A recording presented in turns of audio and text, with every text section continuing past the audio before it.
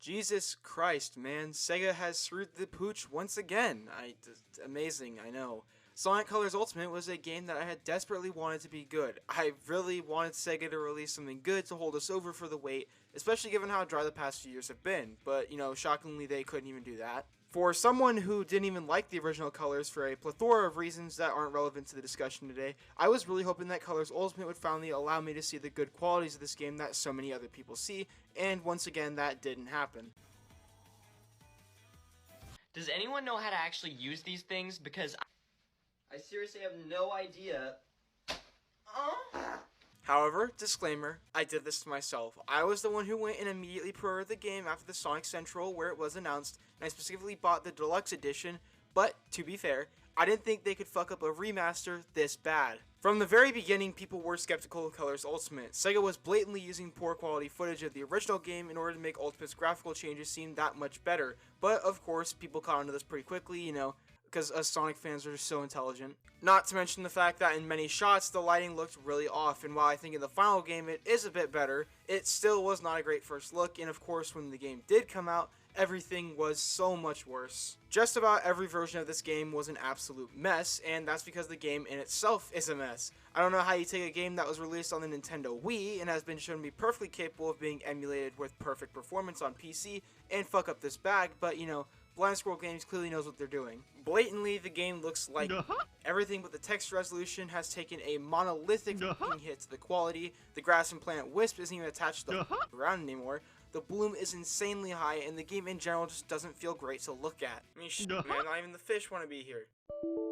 Then, of course, there is Sonic's model. All of his animations are more or less completely broken, his eyes don't move, and almost all of his animations for the start stages don't work in the slightest. And I think the best thing I can do to show my point for this would just be showing you this gem.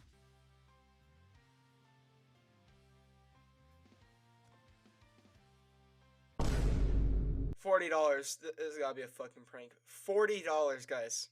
I mean, they couldn't even get the world map to function properly. Sonic's running animation on the world map just looks way too slow, and it makes the animations look super damn janky. I don't know how you fuck up something like this, something this small and, you know, something that seems really straightforward, but What about the constant amount of pop-in? Because that definitely exists, or the backgrounds that haven't been upscaled to match the increased resolution on Sonic and the rest of the textures. It's just really depressing how little they actually bothered changing when remastering this game. How much they actually, you know, bothered to remaster. What about the cutscenes? They couldn't have even bothered to actually redo despite having access to the original assets used to make said cutscenes. They instead go the most Gigabrain, the most Chad route, and simply AI upscale the cutscenes. How brave. The result leaves us with these cutscenes that don't match the current look of the game and just in general look incredibly poor. You can literally just see the AI upscale and it doesn't look good. But what about the new UI? It looks like... That literally looks like something that someone would use as a placeholder in a game that is unfinished, which, you know what, hey, I'm convinced this game wasn't finished to begin with, so I guess it's fitting. But hey man, what about the new additions? Surely they're great too, right? Well... Rival Rush, one of the main things that was being used to hype up this game, is barely even worth mentioning. I know everyone has made the hot singles in your area that want to joke, but I mean, it's for a fair reason. It looks like it's not even really implemented well either. Metal Sonic doesn't interact with you at all. He rubber bands worse than a COD player, minus the racism. TikTok took down my last world record speedrun, so I'm back with another attempt using the same BLM hardcore S&D meta. Hopefully we can get the times. Lobby. It don't matter. Probably. And he just doesn't really serve as anything more than a glorified time attack. He's really easy to beat too. I genuinely don't struggle with him unless I'm around. There's only one per zone as well, so it really doesn't even deserve to be mentioned as a selling point. But it's something, I guess. I think a neat reward would have been at least allowing you to play as him, you know, as a skin. But considering the studio can't be bothered to make the main menu function, I can only be so surprised. Not to mention, the UI for this mode as a whole just doesn't look good. I mean, it's shocking, I know. These graphics look cheap, and the tracker doesn't even work on certain races like Tropical Resorts. But what about the customization? Is that at least... No, it sucks. The menu is incredibly laggy, so just getting into it is a chore, and when you get there, it's really underwhelming with your options. All of the clothing is just JPEGs wrapped around the gloves and shoes. Nothing unique, and the only somewhat worthwhile things come from buying the Cosmetics pack, which gives you a mild, the smallest sliver of drip. The park tokens used to purchase these new pieces of clothing weren't a horrible idea, to be completely honest. It's just a shame that they literally give you something that could be made in 5 seconds in Blender. It would have been really cool if they allowed you to change the shoes that Sonic wears at the very least, but hopefully if they decide to bring this idea back in Sonic Frontiers, it will be better. Only so much optimism for that though. The Jade Ghost Wisp is the only saving grace of the newly added content. It is genuinely fun to use, and while you can tell the levels weren't designed with this kind of thing in mind, they made it work, and for that I can give some applause. You know what I can't give applause for though? The fact that that's it. There's nothing else that was added to this game. No extra stages, nothing new for Gameland, nothing. I guess they added some remixed pieces of music, but you know what they didn't add with that? An option to switch between the original OST and the new remixes. How the f did no one pick this up during playtesting?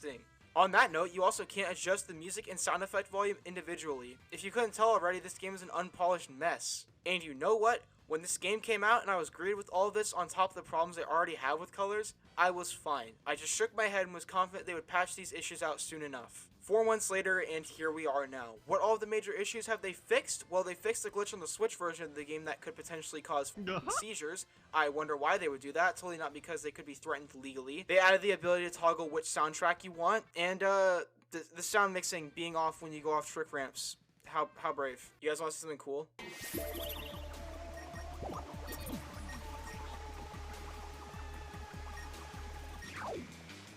Bruh. $40. If it weren't for the modding community having fixed this game, shocking I know, the Sonic community fixing something the devs did wrong, I would say there's absolutely no reason to play this game over the original on an emulator, and even then I would still say that there isn't, because at least with that version, the base game still works. The game has been out for this long now, and for the most part, all of the major issues that make this game a failure as a port are still here. The graphics are still an ugly mess, the animations are still broken, and the UI still looks like this. I know there was drama behind the scenes with this game, and as unfortunate as that is, that doesn't excuse the fact that this game was released in the state that it was in.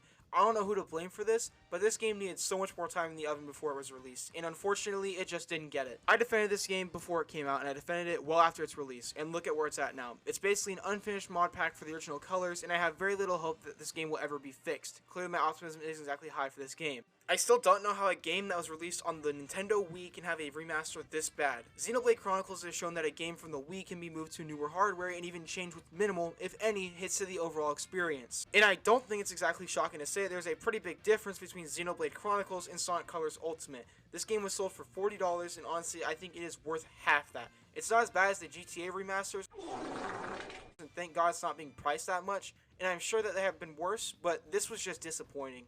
I'd even dare say it's insulting. We received nothing besides the movie, which wasn't even done by them, for years, and the first thing we agreed with is this. I want to have faith and be optimistic about Frontiers, but every time I try to be, I just remember this game. I think deep down I am still confident about the future, knowing that it is in different hands, but this event has once again shown me how low the bar is for quality with Sega. The bottom line is, don't buy this game, don't waste your money, buy Generations, Mania, or just literally anything else. Don't support this game, it literally can't even support itself. Oh my God, what the hell? Oh my God, punch my mama in the throat, karate kick my daddy in the chest, what the Well, man, I guess this video is a lot more depressing than I expected it to be. I didn't come into this video expecting to completely dookie on it for 7 minutes, but I sat down at the computer and just typed 5+ pages of slander, so, yeah, here you go. I still have barely even touched the surface of the bugs and glitches in this game, if that means anything. Jesus Christ, this game sucks. Regardless, I hope you guys enjoyed it. I hope I was able to help you save some money, and most importantly, I just hope you guys were able to have a fun time listening to me moan like every Sonic fan does constantly. Yes, I'm fully aware we suck, but I think that will be all for today. Remember to stay safe, wash your hands, wear a mask, and most importantly, stay cool, everybody. I will see you all in the next video. Laters.